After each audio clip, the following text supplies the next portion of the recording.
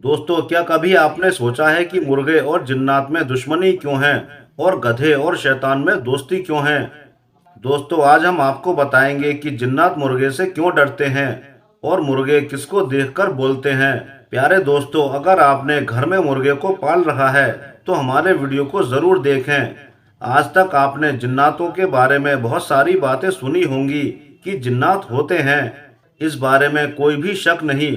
जो शक करे तो शायद वो इंसान कभी भी किसी रूहानी मखलूक से सामना नहीं कर पाया होगा, इसीलिए वो इस बात पर शक करता है। लोगों की भूत प्रेत और जिन्नात के बारे में मुख्तलिफ राय रहती है। कई लोग जिन्नात पर यकीन करते हैं, कई लोग इन्हें महज एक वहम समझते हैं, तो कई लोग इसे हंसी मजाक या झूठ कहते हैं। लेकिन दोस्तों, जिन्नात हकीकत में होते हैं। इस्लाम की पाक किताब कुरान मजीद में भी जिन्नात का जिक्र आया है। इसी बात से हम इसका अंदाज़ा लगा सकते हैं कि जिन्नातों के वजूद में कितनी सच्चाई है, जिस बात को आज दुनिया के साइंटिस्ट खोज करके साबित कर रहे हैं उन्हें कुरान ने 1400 साल पहले ही बता दिया था। दोस्तों, हमारा आज का वाकया जिन्नात के बारे में ही है। आज हम आपको बताएंगे कि मुर्गे और जिन्नात में दुश्मनी क्यों है। इस वक्त इंटरनेट पर बहुत तेजी से वायरल हो रही इस जानकारी के बारे में हर इंसान को जानना चाहिए कि आखिर जिन्नात और मुर्गे ने दुश्मनी क्यों की, यानी कि इन दोनों के बीच में दुश्मनी की वजह क्या है। कई बार आपने भी इनकी दुश्मनी के बारे में सुना होगा। आज हम आपको तफसील से बताएंगे कि आखिर मुर्गे और जिन्नात में दुश्मनी क्यों है। दोस्तों, एक रिवायत में है कि किसी मुल्क के बादशाह ने अपने महल के मुअज्जिन को ये हुक्म दे रखा था कि सुबह मुर्गे की अजान सुनने के बाद, यानी मुर्गा जो बांग देता है उसके सुनने के ठीक बाद अजान दे दिया करो। अब मुअज्जिन ऐसा ही किया करता था, लेकिन एक बार ऐसा हुआ कि इस मासूम मुर्गे ने बेवक्त ही एक मर्तबा अजान दे दी। रात को मुर्गे ने बांग दे दी और मोहसिन को बादशाह सलामत ने हुक्म दे रखा था, तो उसने भी हुक्म की तामील की और मुर्गे की आधी रात की आवाज़ को सुनने के बाद अजान दे दी, जिसकी वजह से लोगों को फजर के वक्त से पहले ही बेदार होना पड़ा। क्योंकि मुर्गे ने रात में ही अजान दे दी थी, तो मुअज्जिन साहब ने भी अजान पढ़ दी और लोग जाग गए, और इसी गलती की वजह से बादशाह ने मुअज्जिन को मौत की सज़ा दे दी। जब यह खबर बादशाह की लाडली शहजादी तक पहुंची, जो कि बादशाह को बहुत अजीज थी, तो उसने बादशाह सलामत को एक खत लिखा और खत में ये लिखा कि इस सज़ा का हकदार तो मुर्गा है, अजान देने वाला सज़ा का हकदार कैसे हुआ। और दोस्तों, ये बात कई बार देखी गई है कि मुर्गा बेवक्त ही अजान दे दिया करता है, तो क्या फिर भी हम उस पर भरोसा कर सकते हैं? दोस्तों, इस बात को नबी करीम सल्लल्लाहु अलैहि वसल्लम की हदीस मुबारका से जानने की कोशिश करेंगे कि मुर्गे के बांग देने यानी अजान देने में क्या क्या हिकमतें पोशीदा हैं।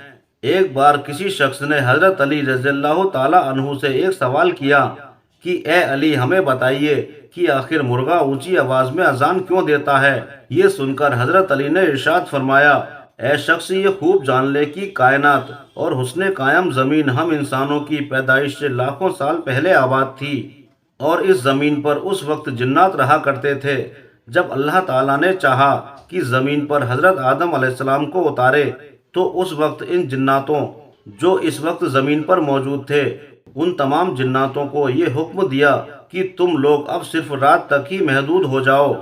और उस वक्त ये मुर्गा, जो कि एक परिंदे की शक्ल में हवा में उड़ा करता था, इस मुर्गे के उड़ने की ताकत ख़त्म कर दी गई और इसकी आवाज़ को मज़ीद बुलंद कर दिया गया, और इस मुर्गे को ये जिम्मेदारी सौंपी गई कि ये रात के ख़त्म होने तक, यानी जब रात ख़त्म हो जाए और सुबह करीब आ जाए, सुबह के वक्त करीब होने तक बांग दे, यानी अजान देकर ना सिर्फ अल्लाह ताला के बंदों को अल्लाह की इबादत के लिए बेदार करे, बल्कि इंसानों के साथ साथ ये अजान देकर जिन्नातों को भी खबरदार कर दे कि सुबह हो चुकी है, यानी कि अब जिन्नातों का वक्त ख़त्म हो चुका है और इंसानों को भी फजर के लिए उठना है, और अब ये तमाम जिन्नात पर्दे में चले जाएं। दोस्तों, इसके बाद उस शख्स को जवाब देते हुए हज़रत अली रज़ियल्लाहु ताला अन्हु ने ये इरशाद फरमाया कि ये अल्लाह ताला की वो मखलूक है जिसे अल्लाह ताला ने जिन्नात और फरिश्तों को देखने की सलाहियत से नवाजा है।